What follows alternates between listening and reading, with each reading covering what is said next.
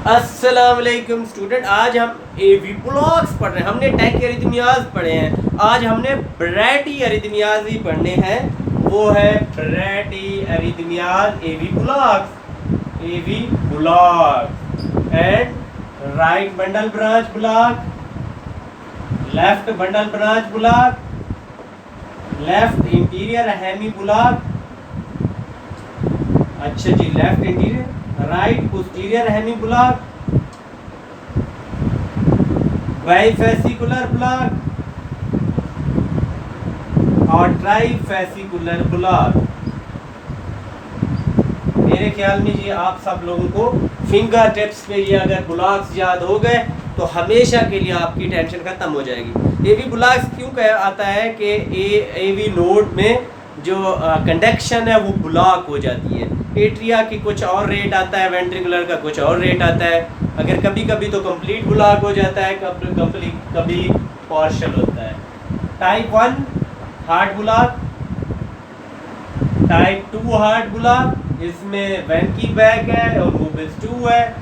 मूबिस 1, मूबिस 2 and फिर type 3 heart block. ये symptomatic होता है, इसको एडम स्टोक्स भी कहते हैं। ठीक है, अच्छा जी, अब ये आज का ये सारी चीज़ें मैंने अभी कवर करानी है जो मैंने अभी लिखी। टाइप 1 में क्या होगा, रेट कम होगा, पेशेंट को कोई सिम्टम्स खास नहीं आ रहे होंगे और पीआर इंटरवल प्रोलॉन्ग होगा। अब मैं ईसीजी ड्रा करता जाऊंगा सबकी। पीआर इंटरवल जो है वो प्रोलॉन्ग होता है, फिर क्यूआरएस कम्प्लेक्स आएगा और फिर टी वेव। ये पीआर, ये 5 स्मॉल स्क्वायर से बड़ा हो पीआर इंटरवल तो हम इसको कहते हैं फास्ट डिग्री, लेकिन कांस्टेंट होगा। क्या होगा, कांस्टेंट प्रोलॉन्ग होगा पीआर इंटरवल 5 स्मॉल स्क्वायर से। और मोबेज 1 में क्या होता है, प्रोग्रेसिव प्रोलॉन्गेशन होती है। प्रोग्रेसिव प्रोलॉन्गेशन, वो ड्रॉप बीट, एक बीट ड्रॉप हो जाती है, बीट मिस हो जाएगी। तो ये क्या कहते हैं, यानी कि मैं यहाँ समझाऊंगा। ये पीआर इंटरवल ऐसा ऐसा बढ़ता है, ये छोटा था। अच्छा जी, अब आएगी टी वेव, ये पी वेव अब थोड़ा सा और बढ़ गया क्यूआर इंटरवल। ठीक है, अब पी वेव फिर आई और ये ड्रॉप हो गया, फिर आगे जो है पी वेव आई और इससे ये पूरा एक ड्रॉप हो गया। पी के बाद क्यूआरएस कम्प्लेक्स ही नहीं है।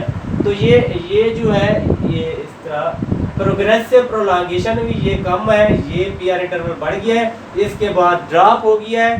तो ये progressive prolongation with B drop, that is Mobitz 1। ये भी ये सिम्टोमेटिक ही होता है, थोड़ी बहुत सिम्टम होती है, रेट कम होता है। आप एट्रोपिन दे सकते हैं। अब एट्रोपिन 0.6 मिलीग्राम देते हैं, मैक्सिमम जो है वो 3 मिलीग्राम देते हैं। अब मोबेज 2 जो है ये कांस्टेंट प्रोलॉन्ग होता है, कांस्टेंट प्रोलॉन्ग होता है और फिर बीट एक मिस हो जाती है, बीट मिस। जैसे ये था, ये तो प्रोग्रेसिव प्रोलॉन्ग था, लेकिन ये कांस्टेंट प्रोलॉन्ग होगा और बीट मिस हो जाएगी, है ना ऐसे। और ये मोबेज टाइप 2 है, कांस्टेंट प्रोलॉन्ग होगा और एक बीट मिस हो जाएगी, तो इसको कहते हैं मोबेज टाइप 2। ये सिम्टोमेटिक हो सकता है। अच्छा जी, इसको हम ट्रीट कैसे करेंगे वो बताता हूँ। एवी ब्लॉक 3 जो है कंप्लीट एवी डिसोसिएशन हो जाती है, पेशेंट को फ्लशिंग, ऐसे येलो हो जाता है, ऐसे अटैक्स होते हैं, अनकॉन्शियस हो जाता है क्योंकि कार्डियक आउटपुट ही पूरा नहीं होता, हिपॉक्सिक हो जाता है। तो इसको कहते हैं स्टोक एडम सिंड्रोम। तो उसकी वजह से पेशेंट थोड़ी देर रिकवर होता है, फिर अनकॉन्शियस होता है, फिर रिकवर हो जाता है। अब इसके कंप्लीट एवी डिसोसिएशन हो जाती है। Every P should follow QRS complex, but इसमें क्या होता है, पी कहीं आ रही है, क्यूआरएस कम्प्लेक्स कहीं आ रहा है, पी कहीं आ रही है, QRS complex, but P to P distance is normal, constant P to P distance. Type 2 Mobitz और 3 ब्लॉक को डिफरेंशिएट करना बहुत मुश्किल होता है, आम लोगों के लिए नहीं हो सकता। अब इनका ट्रीटमेंट किया है मोबेज 1 और टाइप 1 का तो कोई खास है नहीं। अब इसमें आते हैं टाइप 3 और 2 में। अब आप लोग इसमें बड़े कंफ्यूज होते हैं, wear pacemaker, wear atropine.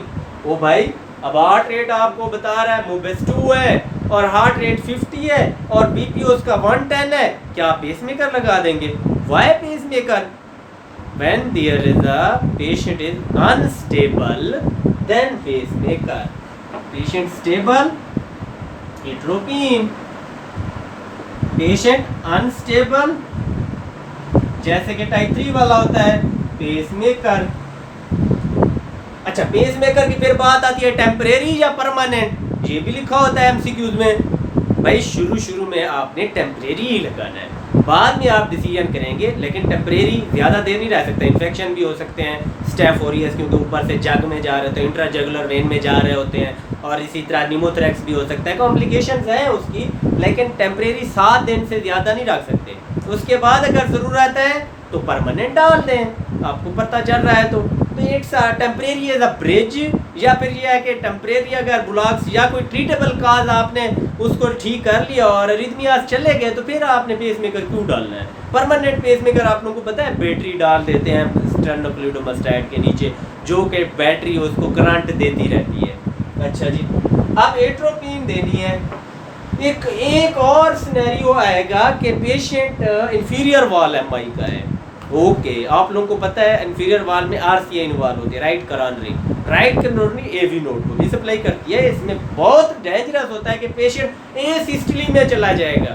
Whenever patient presented to you with inferior wall MI and Mobitz type 2 at heart rate less than 55, BP भी कम होगा, आपको लोग पता है इंफीरियर वॉल में बीपी भी ड्रॉप होता है, देन पेसमेकर।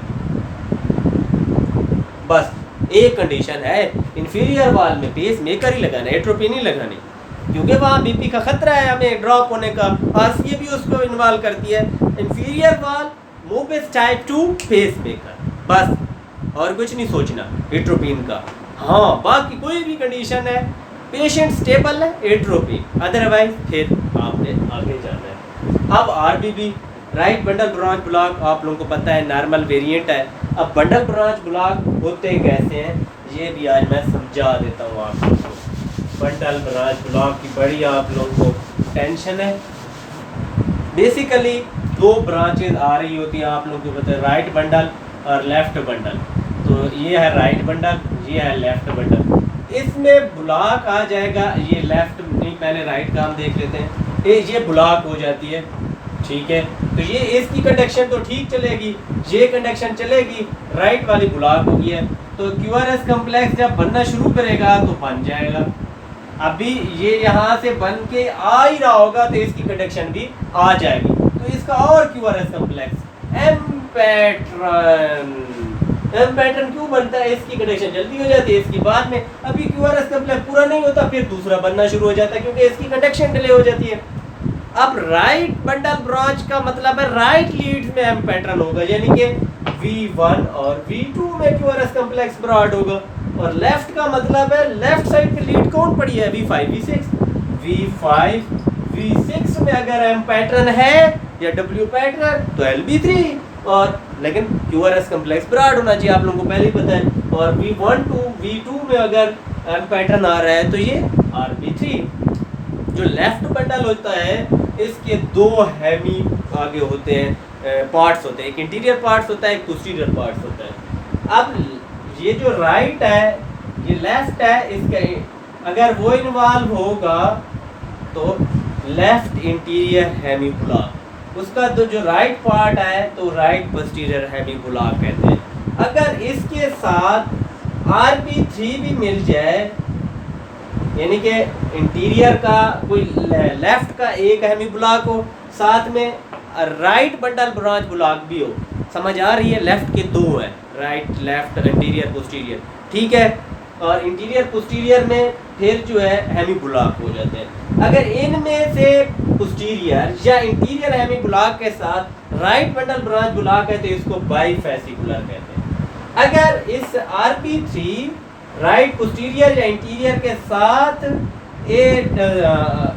क्या होता है, ये हार्ट ब्लॉक भी है, ब्लॉक फर्स्ट डिग्री है या सेकंड ब्लॉक है तो इसको ट्राईफेसिकुलर ब्लॉक है। मेरे ख्याल में अब बहुत ही मैंने अच्छे तरीके से ये क्लियर समझा दिया है। कुछ लोगों को टेंशन होगी अभी भी RB3। अच्छा, ये RB3 नॉर्मल वेरिएंट भी हो सकता है।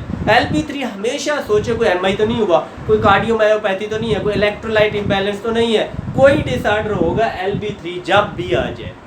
RB3 नॉर्मल भी समझे, कार्डियोमायोपैथी से LB3 हो जाता है, RB3 हो सकता है MI से किसी और कंडीशन से, लेकिन नॉर्मल वेरिएंट भी है। अब LB3 के आगे आपको पता है लेफ्ट बंडल ब्रांच ब्लॉक के फिर दो टाइप्स हैं, left anterior Hemy block, posterior Hemy block, right posterior Hemy block. अब लेफ्ट इंटीरियर के साथ RB3 आ जाए या लेफ्ट पोस्टीरियर राइट पोस्टीरियर के साथ RB3 आ जाए तो इसको बाईफेसिकुलर ब्लॉक कहते हैं। अगर इनके साथ हार्ट ब्लॉक भी आ जाए तो इसको ट्राइफेसिकुलर ब्लॉक कहते हैं। अल्लाह हाफिज।